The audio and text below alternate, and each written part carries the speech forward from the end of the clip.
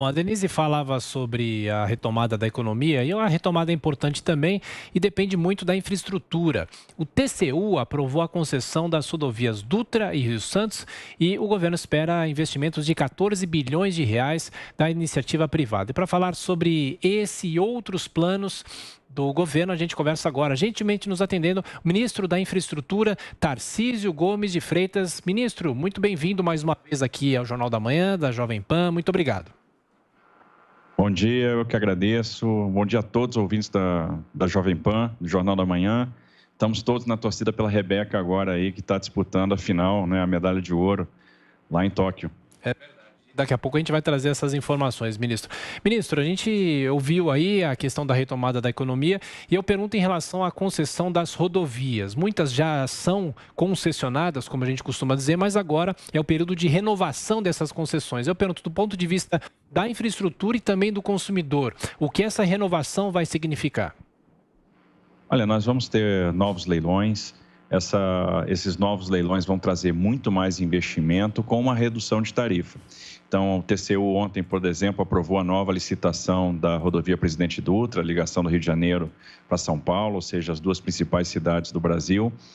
Nessa concessão, nós teremos aí 15 bilhões de investimentos. Se a gente somar investimento mais manutenção, a gente está falando de quase 26 bilhões. E com uma redução de tarifa que vai chegar a 35%. Então, a gente vai ter o usuário que sai do Rio de Janeiro e chega a São Paulo pagando 35% menos de tarifa para ter uma série de benefícios, como a iluminação de LED na rodovia inteira, uma quantidade muito grande de faixas adicionais, terceira faixa, quarta faixa, uma nova descida da Serra das Araras, uma série de vias marginais. Então, implementos, equipamentos que vão contribuir para a diminuição do tempo de viagem, para a diminuição do número de acidentes, para a diminuição do roubo de cargas. E, além disso, nós agregamos nessa concessão a Rio Santos. Então, nós teremos a duplicação até Angra dos Reis, novos túneis, uma rodovia melhor mantida e também a adequação de capacidade até Ubatuba. Ministro, na sequência, a pergunta de Amanda Klein, os nossos comentaristas também participando dessa entrevista. Amanda. Bom dia, ministro. Seja bem-vindo ao Jornal da Manhã. Ministro, qual a expectativa de implantação, de implementação desse cronograma, até que todas essas melhorias e obras sejam feitas? Olha, a gente sempre estabelece que essas melhorias devem acontecer do terceiro ao sétimo ano, do terceiro ao oitavo, terceiro ao nono, dependendo do caso. E aí alguém pode perguntar, mas por que do terceiro e não imediatamente do primeiro? Quando a concessionária assume, imediatamente ela faz os serviços iniciais. Então, ela faz a recuperação da rodovia, da sinalização, de todo o sistema rodoviário. Agora, os investimentos de maior porte, eles necessitam de aprovação de projeto, eles necessitam de licenças ambientais. Imagina tirar a licença ambiental para a nova descida da Serra das Araras. Então, isso leva um determinado tempo. E mais importante, a obtenção do funding. Então, uma operação dessa de funding de grande porte, a gente está falando aí de 15 bilhões de investimento, leva um tempo para ser obtido no mercado. Uma operação de crédito dessa, às vezes, pode levar 8 meses, 10 meses, um ano e pouco. Né? A mesma coisa um processo de emissão de debêntures. Então, esse tempo de emissão para a obtenção do fundo é muito importante. Então, a gente não comprime ou não coloca essa carga mais pesada de investimento logo no primeiro ou no segundo ano da concessão, para fazer com que realmente o concessionário se ajuste, já tenha algum caixa e aí a gente tenha um investimento que comece e termine dentro do prazo que foi estipulado. Ministro Tarcísio, na sequência, a pergunta de José Carlos Bernardi. Ministro, bom dia. A gente não vê muitas obras da sua pasta aqui no estado de São Paulo. E essa concessão, renovação de concessão ou nova licitação para inclusive melhorias e consideráveis melhorias na Dutra, seria uma avenida aberta do senhor, que é carioca, para São Paulo? Veja, São Paulo tem uma característica que é um estado muito rico, né, que tem uma infraestrutura já de excelente nível e que está, em sua grande maioria, já concedido para iniciativa privada. Mas nós temos intervenções muito importantes acontecendo. Por exemplo, pouca gente sabe, mas nós fizemos a renovação antecipada do contrato da Malha Paulista. Essa renovação antecipada está gerando 6 bilhões de reais de investimento em 5 anos. Esse ano estão sendo investidos lá 1,2 bi. E obras muito importantes na ferrovia, nós teremos contornos ferroviários, duplicação O trecho de Tirapina até Santos vai estar todo duplicado, vamos ter uma série de pátios de manobra, enfim, intervenções que vão fazer com que a capacidade da ferrovia dobre. A gente vai sair de 35 milhões de toneladas para 75 milhões de toneladas. Nós estamos fazendo mais de 3 bilhões de obras hoje no Porto de Santos, um porto que estava movimentando 130 milhões de toneladas, que esse ano deve bater perto de 170 e chegará às 240 milhões de toneladas.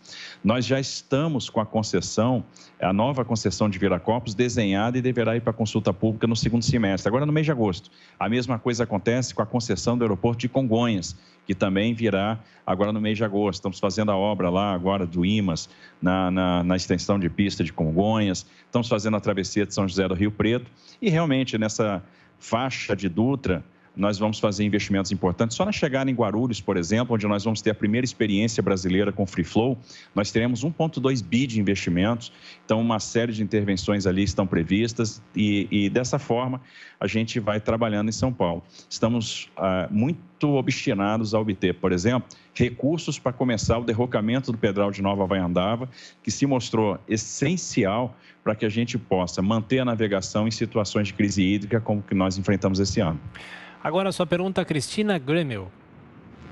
Bom dia, ministro. Prazer falar com o senhor. Eu queria mudar de assunto e falar de ferrovias. A gente recebeu notícia aí recentemente que o governo está elaborando uma MP para tentar caminhar mais rápido a aprovação do marco legal das ferrovias no Congresso. Em que pé está a elaboração dessa MP? Ela é realmente necessária? E aproveito para emendar uma outra pergunta aqui, que tem a ver com essa também. A chegada de Ciro Nogueira ao governo com essa clara missão de melhorar a articulação política pode ajudar o governo na articulação para a aprovação do marco legal das ferrovias? Porque ele é importante, né? A gente está vendo alguns estados aprovarem aí marcos estaduais e eu sei que existe a preocupação de interligar as ferrovias estaduais a uma rede federal. Exatamente, você foi na mosca, precisa agora. Pelo seguinte, por que a MP é importante? Porque a gente está há 2 anos e meio discutindo o marco de ferrovias no Senado e nós não conseguimos sair do lugar, não conseguimos avançar. E a gente começa a ver as iniciativas estaduais de estabelecerem seus marcos ferroviários. Até certo ponto um pouco questionável, porque a Constituição atribuiu à União a competência privativa para legislar sobre trânsito e transporte. Mas a gente vê essas iniciativas com bons olhos, porque, no final das contas, podem gerar uma série de ramais estaduais que são interessantes para os estados e do ponto de vista de interconexão com a malha federal. Agora, se tornou muito importante e urgente que a gente tenha o marco federal, para que a gente possa... E observe, há quantos anos a gente não tem um marco ferroviário estabelecido? Nós temos um decreto apenas de 96 que é muito frágil. E o que a gente está tentando com esse marco é retomar uma situação que nós já vivemos na segunda metade do século XIX, no início do século XX, que proporcionou o grande boom ferroviário que nós experimentamos de 1854 a 1913, que é a possibilidade de fazer ferrovia autorizada, ou seja, a partir do momento que um privado topa correr o risco, tomar o risco de engenharia, tem no seu plano de negócio o interesse de fazer um ramal ferroviário, ele possa fazer isso. E é fundamental que a gente tenha um marco federal para promover a articulação da rede de transporte, senão a gente pode ter uma rede completamente desarticulada e trechos estaduais que não vão conversar com os trechos federais. E eu acredito que a chegada do senador Ciro na Casa Civil, pelo peso político, pela história política, realmente é um fator que, e até por ser do Senado, é um fator que vai, sem dúvida nenhuma, contribuir para que a gente tenha êxito aí nessa caminhada. Ministro, a pasta sob sua gestão já entregou 143 obras, mas ainda assim é criticada por concluir projetos de gestões anteriores. Primeiramente, gostaria de saber a avaliação do senhor sobre essa crítica, mas principalmente, quais são as prioridades da pasta até as eleições de 2022, os estados que mais serão beneficiados, já que o Brasil, um grande produtor de grãos, precisa de boas pistas para fazer esse escoamento de grãos e ter a menor perda possível nesse trajeto.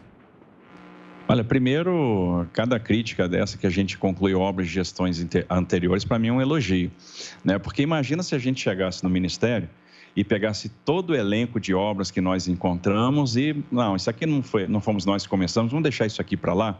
e vamos começar as nossas, porque a gente precisa ter o nosso carimbo. Aí a gente não conclui as nossas e alguém pensa a mesma coisa e a gente vai ficando com aquela situação que o Brasil chegou de ter 14 mil obras de diversas pastas inacabadas. Uma obra inacabada não gera taxa de retorno, não gera retorno social, o usuário não percebe por que aquela obra está daquele jeito, o pagador de impostos não sabe por que está pagando seu imposto. A gente fica com aqueles monumentos ao descaso. Então, nós completamos obras de 47 anos, nós completamos obras que estavam paradas há 20, há 15, há 11. Amanhã eu estarei no Rio de Janeiro visitando o Arco Metropolitano do Rio, que é uma obra também que estava inacabada, que é a duplicação do trecho de Manilha para Santa Guilhermina. E como a gente tem lá esqueletos de obra, o usuário é obrigado a reduzir velocidade numa região que tem problemas de segurança, as pessoas são assaltadas. Então, como é que eu não vou acabar uma obra que o outro governo começou? A gente tem que encarar a infraestrutura como uma questão de Estado. E esse é o grande mérito do presidente Bolsonaro, que não descontinuou nenhum projeto. Continuou, encarou realmente a infraestrutura como uma questão de Estado, manteve equipes que estavam engajadas em projetos em outros governos, manteve o portfólio de projetos, porque realmente a infraestrutura se pensa a longo prazo. A gente desenha alguma coisa na prancheta e vai realizar, às vezes, vai começar 2, 3 anos depois. Projetos que o TCU aprovou agora, nós estamos trabalhando desde 2019.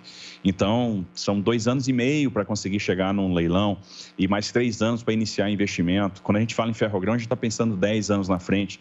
E tudo que nós estamos fazendo é para ter uma matriz de transportes muito mais equilibrada daqui a 15 anos. Então, a descontinuidade é o principal risco da política pública.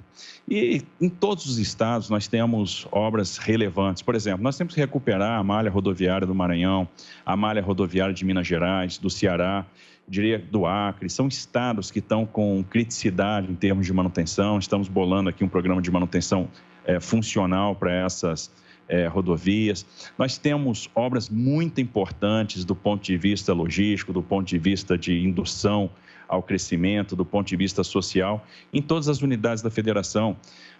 Por exemplo, a interligação de Porto Velho para Manaus, que é a pavimentação da BR-319, a ponte de Xambioá, na BR-153, o anel de Fortaleza, a 030, que vai ligar uma região que produz grãos na Bahia, né, de Carinhanha até Cocos, e com isso a gente vai ter uma ligação rodoviária até o terminal da Ferrovia de Integração Oeste e Leste, que nós contratamos, a 470, que é a rodovia mais importante do ponto de vista de produção no estado de Santa Catarina. Então, assim, a 116 Rio Grande do Sul, que liga ao Porto de Rio Grande, cada estado tem a sua obra relevante e nessa nós estamos extremamente focados. Ministro, temos 1 minuto para encerrar a nossa entrevista. A Jovem Pan vem apoiando as reformas, a necessidade das reformas. O senhor falou aí sobre o pagador de imposto. O que a reforma tributária pode ajudar no barateamento de obras aqui no Brasil? Primeiramente, eu entendo que a reforma tributária tem que trazer simplificação e redução da carga tributária. Se ela traz redução da carga tributária, se a gente conseguir desenhar e aprovar isso no Congresso, no final das contas, nós vamos ter dinheiro para investimento. Uma redução, por exemplo, do imposto de renda hoje é fundamental para que haja mais investimento. Havendo mais investimento, nós vamos ter, sem dúvida nenhuma, mais emprego, nós vamos ter mais crescimento e a gente entra, então, no círculo virtuoso. Então, uma boa reforma tributária é um dos fatores que vai concorrer com o aumento de produtividade da nossa economia, que é o grande desafio econômico. Crescer em termos de produtividade significa se libertar da armadilha do baixo crescimento. Sem dúvida. Ministro da Infraestrutura, Tarcísio Gomes de Freitas, mais uma vez, obrigado pela atenção, pela gentileza com os ouvintes, espectadores da Jovem Pan. Bom trabalho, até a próxima. Muito obrigado, um bom dia a todos, ouvintes da Jovem Pan.